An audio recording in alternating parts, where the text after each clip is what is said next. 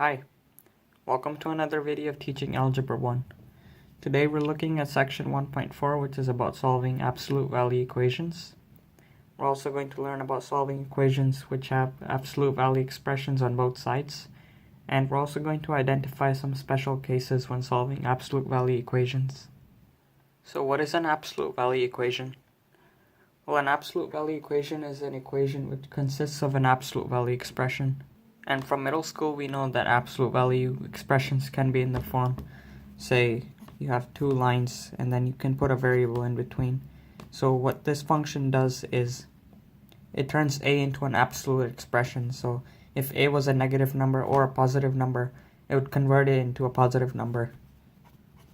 So if it was negative and positive, it would go back to positive. So this would be a.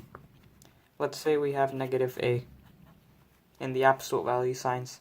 Well, we know this is negative here, and to make this into an absolute value, we have to change the sign to plus. So this turns into plus a, or just a. So let's say that we have absolute value of negative 5, absolute value of 4, absolute value of negative x.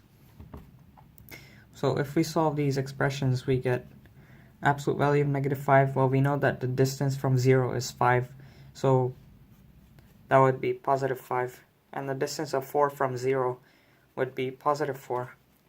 And the distance of negative x from 0 would be 0 minus x. Therefore, the distance is 1x. So in simple terms, mathematically, we just flip the sign of the absolute expression. Now, an absolute value equation is one which consists of an absolute value expression, and that equals to some other expression. So we could come up with our own absolute value equations. Let's say we have absolute value of x plus 5 equals to 6. So this is an absolute value equation since we have an absolute value expression with an equal sign, which shows us that this is an equation. So let's talk about some of the properties of absolute value expressions. So here we have that absolute value of a equals greater than equal to 0. This is always true, and if this is not true, then we cannot solve the expression, because the absolute value of some variable, say a, always has to be positive or equal to 0, because absolute value is a measure of distance from some point. So it cannot be negative because distance is measured in positive values. And similarly here we have absolute value of a equals to the absolute value of the opposite of a, or negative a. And this is true because both of them have the same distance from some point 0. Now absolute value of AB is equal to absolute value of A times the absolute value of B is also true because for whatever numbers we plug in for A and B in this part of the equation, we're going to get a positive value which equals to the values if we plug in A and B separately into the absolute values of their own. And then if we multiply the absolute values, we will end up as the same answer as this side of the equation. Now similarly for the division part, if we're taking the absolute value of a whole a over b, this will equal to the individual absolute values of absolute value of a over the absolute value of b. So if we plug in, say, 2 over 1 on this side of the equation, we get absolute value of 2 over 1, which is simply 2. And over here, if we plug in 2 for a and 1 for b, we get absolute value of 2, which is 2, over 1 for b, which is 1, and then that becomes 2 over 1. Therefore, this is equal to this for all numbers. Now let's talk about these interesting properties. So we have that ax plus b equals c in the absolute value. And we know that this is equaling a positive number c and not a negative number c. So we can solve this equation, and I'll talk about the properties later. But on this equation, we're given that the absolute value of ax plus b equals a negative number c. So if negative c is a whole negative number, then we cannot solve this equation because an absolute value expression cannot equal a negative number. Therefore, this does not exist. Now, about this part, to solve this equation, we can divide this into ax plus b equals to c, or we can divide it into ax plus b equals to negative c. And then we can solve this absolute value equation by just solving these two linear equations. So now that we know the 5 properties, let's look at how to solve simple absolute value equations with some examples.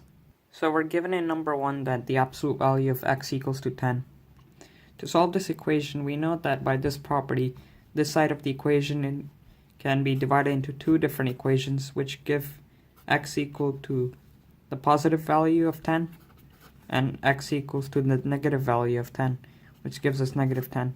So this is the answer to this equation. We have x can equal to, I'll put in curly brackets, we can get negative 10 and positive 10. And if we plug in these two numbers, we indeed will get 10. So let's solve number 2 now. We're given that the absolute value of x minus 1 equals to 4. So again, using the property, we know that we can divide this into two different equations by removing the absolute value, and we get x minus 1 equals to positive 4, and we get x minus 1 equals to negative 4. Add 1 on each side of this equation and we get x equals to 5. And here we similarly add plus 1 on each side of the equation and we get negative 3. Therefore, for this equation, the x values that satisfy the equation are negative 3 and positive 5.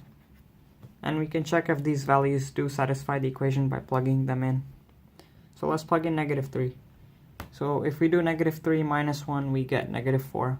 And the absolute value of negative 4 is 4. And for 5, if we plug in 5, we get absolute value of 5 minus 1, which is the absolute value of 4. And then the absolute value of 4 is just simply 4. So we know that these two x values are correct. Let's look at number 3 now. In this equation, we're given that 4 times the absolute value of 3 plus x equals to negative 4. We know that this cannot equal negative 4, but we have a coefficient, so let's simplify this and see if this can turn into a positive number. So if we divide each side by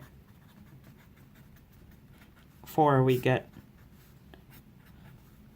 and we simplify, we get 3 plus x in the absolute value equals to negative 4 over 4. And negative 4 over 4, as we know, simplifies to negative 1. So now that we have no coefficients, we're left with this equation equaling a negative 1. And we cannot do that with absolute value expressions, so there is no solution.